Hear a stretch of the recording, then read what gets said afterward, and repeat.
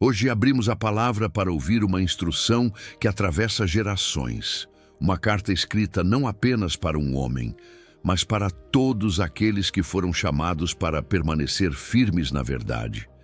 No livro de 1 Timóteo, somos ensinados a guardar a fé, viver com responsabilidade espiritual e permanecer fiéis em um mundo cheio de enganos. Se esta mensagem fala ao seu coração, se inscreva no canal, deixe o seu like e caminhe conosco nesta missão de levar a palavra de Deus mais longe.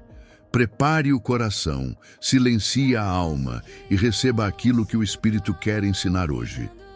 Vamos começar.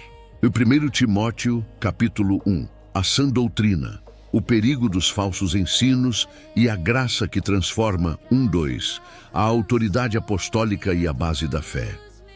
Paulo inicia a carta afirmando sua identidade como apóstolo de Jesus Cristo, não por vontade própria, mas por ordem direta de Deus, nosso Salvador, e de Cristo Jesus, nossa esperança. Logo na abertura, ele estabelece que tudo o que será dito carrega autoridade espiritual e não opinião humana. Ele se dirige a Timóteo chamando-o de verdadeiro filho na fé, revelando uma relação profunda de discipulado, cuidado espiritual e confiança. A saudação, graça, misericórdia e paz mostra que a caminhada cristã depende totalmente da ação de Deus sobre o coração humano. 3:7. O perigo dos falsos mestres e das discussões inúteis. Paulo relembra Timóteo da missão que lhe confiou em Éfeso.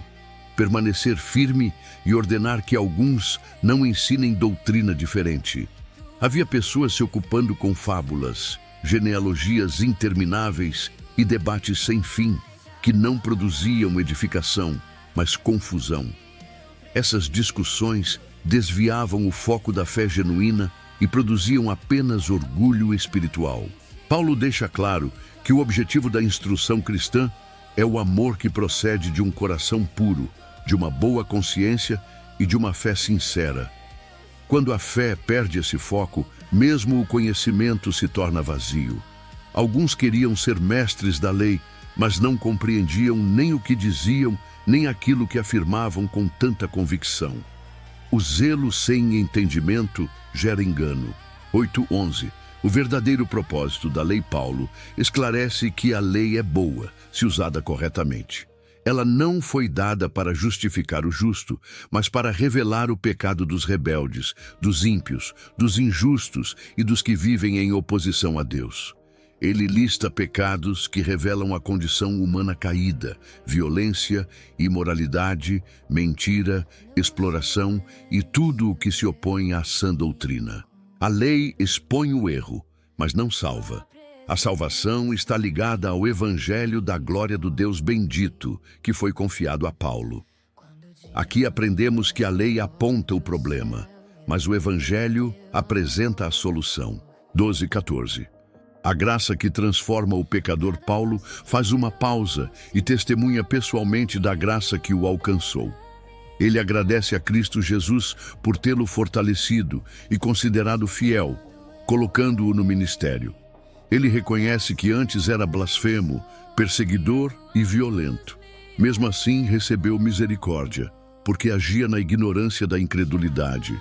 A graça do Senhor se derramou abundantemente sobre ele, juntamente com a fé e o amor que há em Cristo Jesus. Esse trecho revela que ninguém está fora do alcance da graça de Deus. 15:17. Cristo veio salvar pecadores. Paulo declara uma das afirmações mais fortes do Novo Testamento.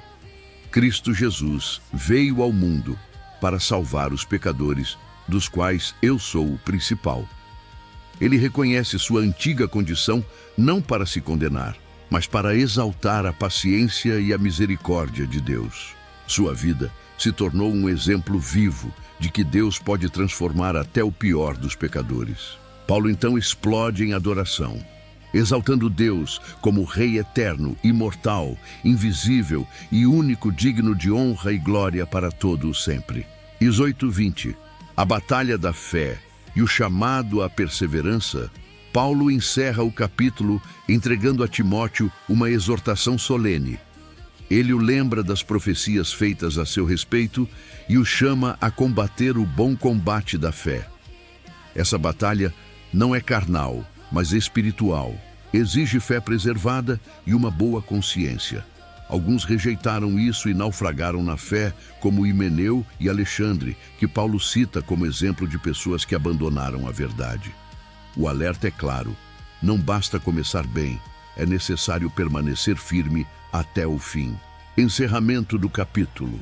O capítulo 1 de 1 Timóteo nos ensina que a igreja deve guardar a sã doutrina, fugir de debates vazios, compreender o propósito da lei e viver sustentada pela graça. Também nos lembra que o ministério é um chamado sério, que exige fidelidade, vigilância e um coração rendido a Deus. A mesma graça que transformou Paulo continua disponível hoje para todo aquele que crê. 1 Timóteo, capítulo 2. Oração, ordem espiritual e o propósito de Deus na igreja. 1:2. O chamado à oração por todos, Paulo inicia o capítulo com uma exortação clara e prioritária. Antes de qualquer outra coisa, a igreja deve orar. Ele menciona súplicas, orações, intercessões e ações de graças, mostrando que a vida cristã é sustentada por uma relação constante com Deus. A oração não deve ser restrita apenas aos irmãos da fé, mas estendida a todas as pessoas, inclusive autoridades, reis e governantes.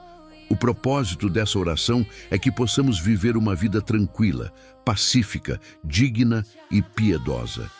A oração não apenas muda circunstâncias, mas molda o ambiente espiritual onde a igreja está inserida.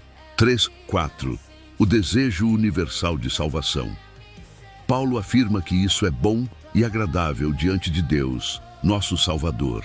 Aqui ele revela o coração de Deus. Ele deseja que todos os homens sejam salvos e cheguem ao pleno conhecimento da verdade.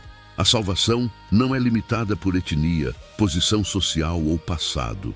O desejo de Deus é que ninguém permaneça na ignorância espiritual, mas que todos conheçam a verdade que liberta. 5:6. Um só Deus e um só mediador. Paulo declara uma verdade central da fé cristã. Há um só Deus e um só mediador entre Deus e os homens, Jesus Cristo, homem. Cristo entregou a si mesmo como resgate por todos, no tempo determinado. Isso revela que a salvação não ocorre por meio de méritos humanos, obras religiosas ou intermediários terrenos, mas exclusivamente pela obra completa de Cristo na cruz. 7. O chamado apostólico de Paulo reafirma seu ministério como pregador, apóstolo e mestre dos gentios na fé e na verdade. Ele deixa claro que não está falando por vaidade ou autoridade própria, mas por um chamado legítimo de Deus.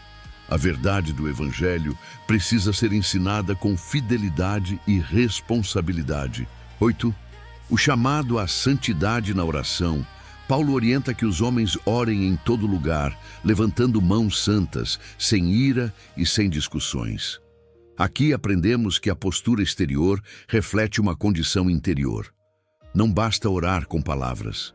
É necessário um coração limpo, reconciliado e disposto à paz. 9:10. Modéstia e testemunho cristão. Paulo se dirige às mulheres, exortando que se vistam com modéstia, decência e bom senso. O foco não está em aparência exterior extravagante, mas em um testemunho que glorifique a Deus. A verdadeira beleza é revelada por meio de boas obras, temor a Deus e um coração submisso à vontade divina. 11:12. Ordem no ensino e na autoridade espiritual. Paulo orienta que a mulher aprenda em silêncio e com toda submissão. Ele afirma que não permite que a mulher ensine ou exerça autoridade sobre o homem naquele contexto específico da igreja. Esse trecho deve ser compreendido dentro do contexto cultural, histórico e organizacional da igreja primitiva, sempre com equilíbrio, respeito e discernimento espiritual. 13:14. Fundamento na criação. Paulo fundamenta sua orientação na ordem da criação. Adão foi formado primeiro, depois Eva.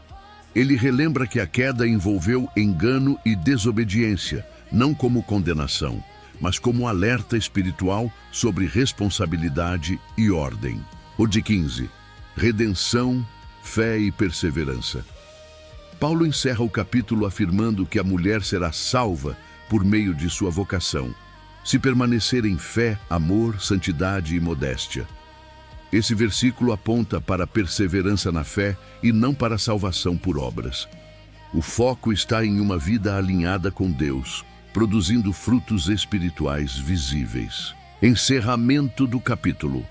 O capítulo 2 de 1 Timóteo nos ensina que a igreja é sustentada pela oração, organizada pela verdade e direcionada pela vontade de Deus. Ele nos lembra que a fé cristã não é desordem, mas vida em alinhamento com o propósito divino. A oração, a santidade e a obediência caminham juntas na edificação da igreja.